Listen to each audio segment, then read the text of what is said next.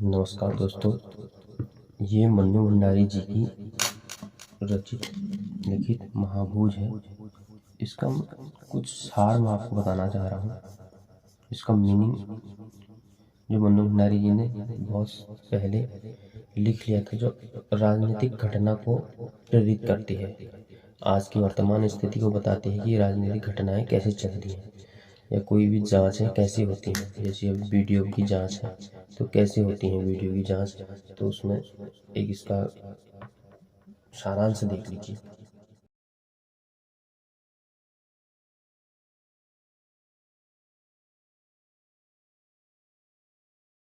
इस कहानी महाभोज में जो चरित्र हैं वो उनके नाम सुन लीजिए। एक रुक्मा है जो बिंदा की पति है, और एक बिंदा जो है वो उस जो विशु का दोस्त है इसमें, और हीरा है विशु का पिता, और विशु का नाम विशेश्वर है। वैसे जरावर और लखन सिंह जो हैं ये जो मंत्री जी हैं दास साहब, यानी जो गृह मंत्री भी हैं और सीएम भी हैं, उनके खास आदमी हैं। ये 10वीं पास के बाद ही इनके साथ संपर्क में आ गए थे और इनकी सेवा करने लगे थे। इसका मतलब इनके साथ रहने लगे थे, घूमने फिरने लगे थे, इनके पार्टी प्रचार में सहायक थे। और दत्ता बाबू थे अखबार के संपादक, और सुकूल बाबू थे जो 10 वर्ष पहले सीएम थे, वर्तमान में 62 वर्ष के हैं।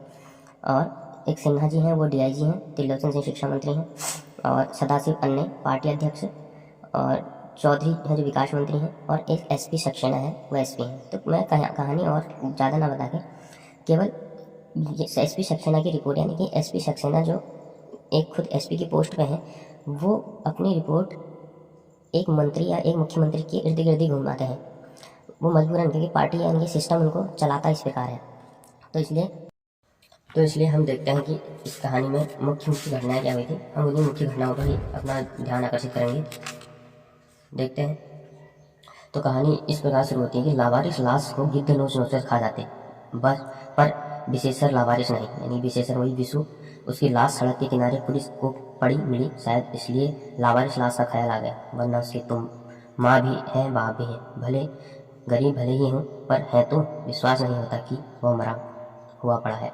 लगता था जैसे चलते चलते थक गया हो और आराम करने के लिए लेट गया हो। मेरे मरे आदमी और सोए आदमी में अंतर ही कितना होता है भला। बस एक सांस की डोरी, वह टूटी और आदमी गया। देखते ही देखते सारा गांव जमा हो गया। अब जो विशु है, विशेषर है, इसको किसी ने मार दिया। अब किसने मार दिया, क्या मार दिया, यही जांच का विषय बनता है। अब इसमें थोड़ा दास साहब का इंट्रोडक्शन देते हैं। तो शहर के सबसे महत्वपूर्ण व्यक्ति दास साहब, यानी जो सीएम है, गृह मंत्री का चार्ज भी है इनके पास, अपने निजी कमरे के कोने में अकेले बैठे हैं, मौन, गंभीर, कुछ चिंतन और परेशान भी। पर चिंता है कि उसके कोई आसार बाहर नहीं, यानी चिंता है, नेताओं को कहाँ चिंता, कितनी चिंता हो, आसार बाहर चेहरे में झलकते ही नहीं। चेहरे को सौम्यता से ने उसे भीतर ही ठेल रखा। फिर भी इतना जरूर लग रहा है कि गहरे में डूबे हुए हैं। हाँ, बीच बीच में फ़ोन की घंटी बजती है तो कुछ क्षणों का उबार आते हैं, पर बातों में कहीं कोई हड़बड़ी या परेशानी नहीं।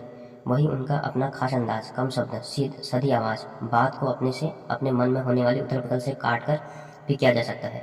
यह गुरु कोई दास साहब से सीखे, ये गुरु मतलब एक गुण कोई दास साहब से सीखना चाहे तो उनकी विशेषताएं हैं। दास साहब ने सीखने वाला मजे में पूरी ज़िंदगी खपा सकता है, पर आज के इस हाय हाय वाले ज़माने में किसके पास रखा है इतना धैर्य, तभी तो कोई छाया तक नहीं छू सकता उनकी। दासा का पूरा व्यक्तित्व ही जैसे भव्यता से के फ्रेम में मड़ा हुआ है। गौर वर्ण, सुता हुआ शरीर, कहीं भी 1 इंच फालतू चर्बी नहीं दिखाई देती। फिर भी क्या है कि उनके बारे में सारा विवरण तो लिखा हुआ है, यानी कि फिर भी वो क्या है, मुख्यमंत्री हैं तो उनके बारे में डिटेल दी गई है, तो उसमें से हम उस लाइन से ज़्यादा से हमें इसको हमने ज़्यादा ठीक से पढ़ना है कि दास साहब का अपना आदमी है लखन सिंह।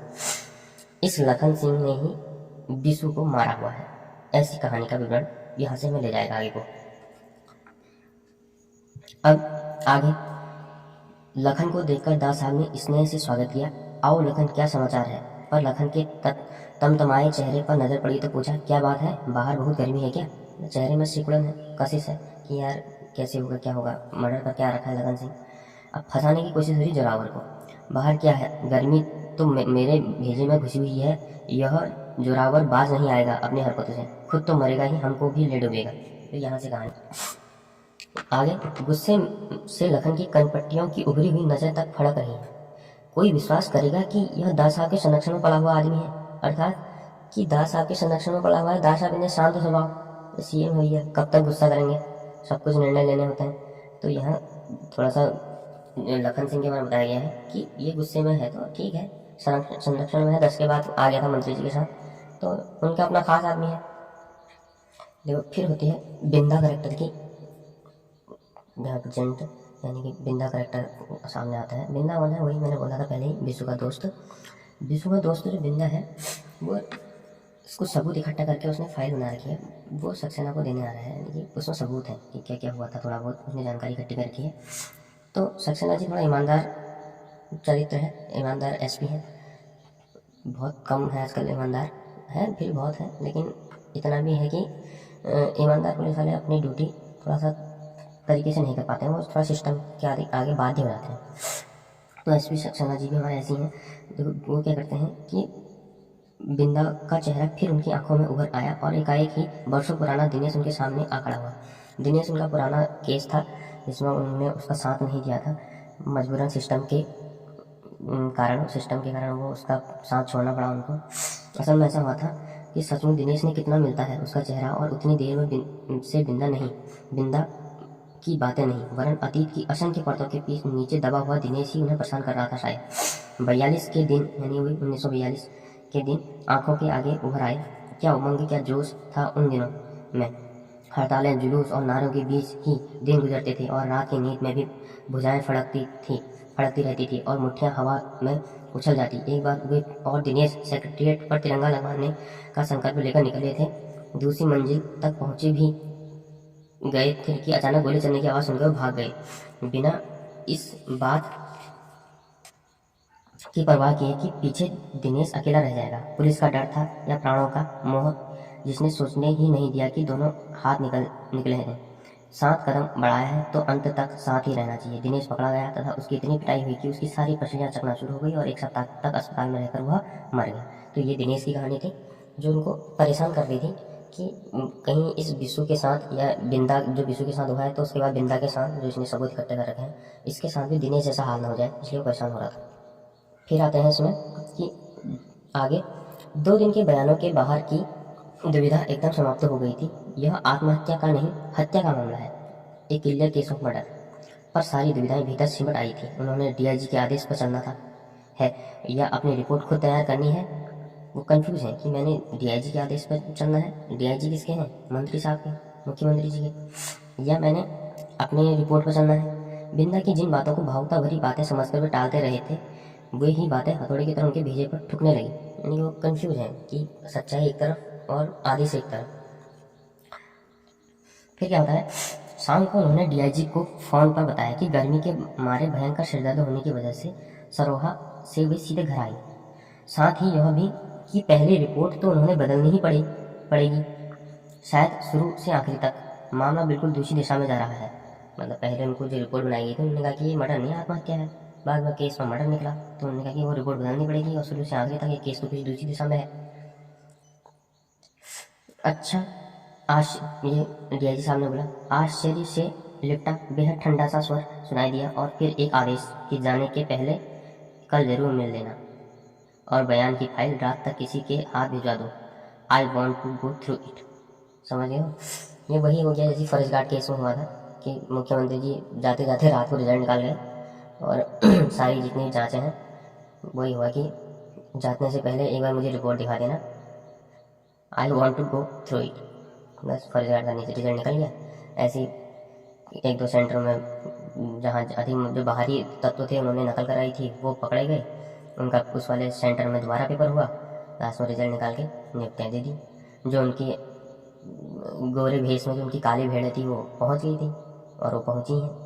बहुत लोग हैं ऐसे, चलो क्या करें, सिस्टम है। पर डीआईजी की इस सख्त और ठंडी आवाज़ ने सक्सेना के थोड़ी देर पहले किए संकल्प को कहीं से भी ठंडा नहीं होने दिया। नहीं, इस बार वे दिनेश को अकेला नहीं छोड़ेगा, आज देंगे अंत तक। वही मतलब उसको अपने दोस्त की याद आ गई कि आज दिनेश की तरह इस बिंदा को अकेले नहीं छोड़ा जाएगा। जैसे दिनेश मारा गया था बाद में, हो सकता है कि बिंदा भी कल के दिन मारा जाएगा। तो ये केस है, आगे देखते हैं। आगे कल रात सक्सेना वाली फाइल मंगाकर देखी थी। परेशानी तो पैदा हो गई, किससे कह रहे हैं, जरावर से, कान खड़े हुए जरावर के। लेकिन निहायत लापरवाही से अपने जरावरी अंदाज में ही पूछा, क्या लिख दिया है उस हरामखोर ने अपनी फाइल में, मतलब अपनी फाइल में क्या लिख दिया उसने। इस बार दास साहब ने बड़ी चुभती सी नज़र में देखा जरावर को, मानो कह रहे हो कि यह भाषा और तेवर अब नहीं चल सकेगा। पर कहा इतना ही, तुमने यह अच्छा नहीं किया। एक परेशानी से जैसे तैसे उबरने की कोशिश कर रहे थे कि क्या। चुप हो गए। आगे जरावर गिरा, क्या किया हमने। ललाट पर 3 सलवटें डालकर कड़क आवाज में पूछा उसने। मैं बिशु की बात कर रहा हूँ, ये कह रहे हैं सीएम साहब। सो हम भी समझ रहे हैं, जरावर बोल रहा है, पर हमारा उससे क्या लेना देना। अभी भी गलती मान नहीं रहा। दा साहब एकटक देखते रहे जरावर को अपनी उसी सधी हुई पैनी नज़र से जो सामने वाले को चीर कर उसके आर पार देख लेती। फिर बहुत ही सख्त आवाज़ में बोली, यह मत भूलो कि पुलिस और कानून के हाथ बहुत लंबे होते हैं और आंखें काफ़ी तेज। ना देखे तो हाथी तक को ना देखें, मतलब अगर नहीं देखने पाए तो हाथी इतनी बड़ी चीज़ को भी ना देखें, पर उतर आए तो फिर चींटी तक भी नहीं बच सकती नज़र से, न गिरफ्त से। बता रहे हैं अगर सही ढंग से कार्रवाई होगी तो बड़ी से बड़ी चीज़ है, छोटी से छोटी चीज़ भी ढूंढ लेंगे, और कार्रवाई नहीं होगी तो छोटी क्या बड़ी चीज़ भी नहीं दिखेगी उनको। वही हो गया सिंघम का डायलॉग कि अगर पुलिस वाले सही तरीके से ड्यूटी करेंगे तो मंदिर से भी चप्पल भी चोरी नहीं हो सकती। वही है इसका अर्थ है। और आपने उस सक्सेना को उतार दिया हमारे पीछे, पर उसने उससे क्या क्या कर लेगा वो हमारा, ऐसा जरावर बोल रहा है। ये सक्सेना को तो आपने ही लगाया हमारे पीछे। आगे क्या होता है कि अब सीएम साहब दास साहब क्या बुलाते हैं, डीआईजी सिन्हा जी को बुलाते हैं फ़ोन करके। तो अपने असिस्टेंट से बोलते हैं कि डीआईजी सिन्हा को कह दो कि कल 8 बजे घर पर ही मिले। उसके बाद क्या होता है कि सवेरे अपने घरेलू दफ्तर में नहीं बैठते दास साहब, पर आज डीआईजी से मिलने के लिए 7:45 बजे ही यहाँ बैठे थे। सामने 2 फाइल और एक कागज़ में उन्होंने कुछ नोट कर रखा था। तुम्हारी रिपोर्ट भी देखी है मैंने, मेहनत। उससे पहले ये क्या करते हैं कि मेहनत से तैयारी की गई लगती है, मतलब ठीक है तुम्हारी रिपोर्ट भी देखी, दास साहब ने डीआईजी की रिपोर्ट देखी, एक सक्सेना जी की रिपोर्ट देखी है। कृतज्ञ हो गए सिन्हा, पर दास साहब ने ज़्यादा देर टिकने नहीं दिया यह भाव। तो अब जब उन्होंने रिपोर्ट देखी तो उसमें क्या हुआ कि अपना भाव प्रस्तुत करा और कहा, देखो आगे, मैंने भी सारे केस का अध्ययन किया है बहुत गौर से। कुछ देर को रुके दा साहब, ऐसा लगता है कि निष्कर्ष तुम्हारे मन में पहले से था और रिपोर्ट बाद में तैयार करी गई। मतलब दा साहब जो मंत्री जी हैं वो डीआईजी से भी कह रहे हैं कि तुम्हें लगता है कि मतलब एक ही चीज़ को इंडिकेट करके तुमने केस वहाँ को मोड़ने की कोशिश करी, मतलब तुमने दिखाना चाहा कि यही मर्डर है और वहाँ पर आके इसको मर्डर कोशिश करने की कोशिश करी गई है, ठीक से जाँच नहीं करी। उस पर अपना बचाव के लिए उस पर सीधे इल्ज़ाम लगाना चाह रहे हैं डीआईजी से। वही कहना चाह रहे हैं आगे, कभी कभी ऐसा कि दिमाग में एक बात बैठ जाती है तो फिर सारे निष्कर्ष उसी दिशा में चले जाते हैं, वही निकलते चले जाते हैं सारे निष्कर्ष। बस यही घटना है कि वीडियो के एग्ज़ाम में भी जो उनके अपने बंदे हैं उनको बचाया जाएगा और बचाते हुए क्या करा जाएगा, सारे निष्कर्ष एक दिशा को मोड़े जाएंगे। जो थोड़ा बाहर से जो उनके अपने बंदे ना होंगे, बाहर से वास्तव में जो लीक करा है जिन लोगों ने, उनको निष्कर्ष बना के उनमें टारगेट करा जाएगा, उनसे दोबारा पेपर करवाया जा सकता है उन सेंटरों से, या हो सकता है कि बाकी पेपर तो कभी कैंसिल नहीं होता ऐसी कंडीशनों में, क्योंकि रिपोर्टें पहले बनाई जाती हैं, बाद में उधर को बचाव कराया जाता है उनका। ठीक, बाकी हमें अपनी जांच एजेंसियों पर विश्वास है कि हो सकता है कि डीआईजी सिन्हा या एसपी सक्सेना की तरफ कार्य ना करके भली भांति पूर्ण रूप से कार्य करें। हो सकता है हम जैसे लोगों का भी इसमें उद्धार हो जाए। बाकी मीटिंगें तो इनकी चलती रहेंगी और महाभोज जैसे चलते रहेंगे। मनु भंडारी जी ने बहुत पहले ही सुनिश्चित कर दिया था। धन्यवाद।